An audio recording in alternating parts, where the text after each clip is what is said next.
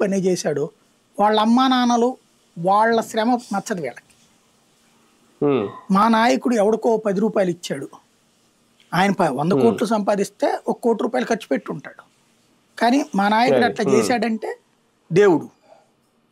ఇంతకాలం నేను కష్టపెట్టినటువంటి వాళ్ళు దేవుళ్ళు కాదు.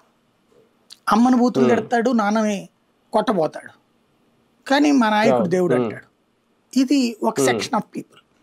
ఇంకొకటి మావాడు దేవుడు, మావాడు ఏం చేస్తే అది సమాజం కోసమే చేస్తాడు.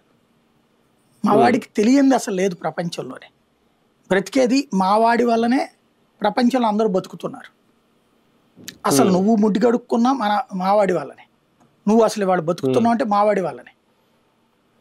ఇది వాళ్ళకి తెలియని అమాయకత్వం కాదు.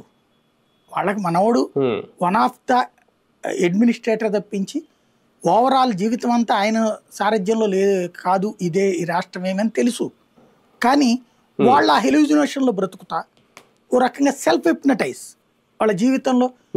ఉదయాన్నే లేవగానే సో మన నాయకుడు మహానుభావుడు, ఆయన చాలా అద్భుతమైన వ్యక్తి, ఆయన లేకపోతే ఈ జీవితం లేదు, నేను లేను, నా భార్య లేదు, నా బిడ్డలు లేరు, నా తల్లిదండ్రులు లేరు, ఇలా వీళ్ళు ఉదయాన్నే జపిస్తారు, తప్పిస్తారు.